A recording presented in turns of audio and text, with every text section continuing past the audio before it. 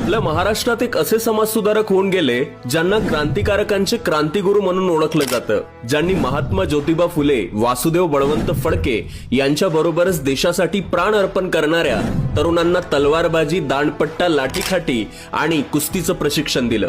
पुणे जिल्ह्यातील पुरंदर किल्ल्यानजीक असलेल्या पेठ या गावी आद्य क्रांतिगुरु वीर लहुजी राघोजी साळवे अर्थात लहुजी वस्ताद यांचा जन्म झाला।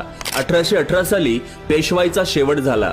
त्या अखेरच्या लढाईमध्ये लहुजी साळवे यांच्या वडिलांना युद्धभूमीवर वीरमरण आलं। लहुजींचे वडील राघोजी हे पेशव्यांच्या शिकारखान्याचे प्रमुख होते। यांचं मूळ गाव भिवडी। पुरंदर किल्ल्याच्या रक्षणार्थ साळवे परिवारानं दाखवलेल्या मर्दुमकीचा सन्मान म्हणून छत्रपती शिवाजी महाराजांनी त्यांना राऊत ही पदवी देऊन गौरवलं होतं। पुण्यातील मांगेर बाबाजी समाधी हे त्यांचं स्मृतीस्थळ म्हणून ओळखलं जातं।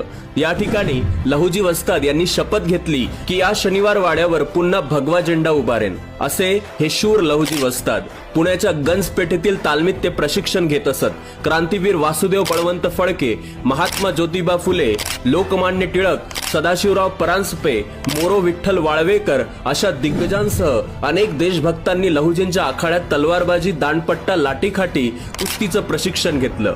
महात्मा ज्योतिबा फुले यांच्या शैक्षणिक आणि सामाजिक उपक्रमात ज्योतिबा व सावित्रीबाई फुले यांना लहुजी वस्ताद यांनी नेहमी संरक्षण दिलं। तसेच क्रांतीवीर उमाजी राजे नाईक यांना 1931 साली इंग्रजांविरुद्ध बंड करण्यासाठी लहुजी वस्तादांनी सहकार्य केलं। पुण्यातील संगम पुलावर आद्य क्रांतिगुरु लहुजी वस्ताद यांची समाधी असून भविष्य काळात येथे भव्य असं स्वातंत्र्य लढ्याचं पंचतीर्थ स्मारक उभारण्यात येणार आहे।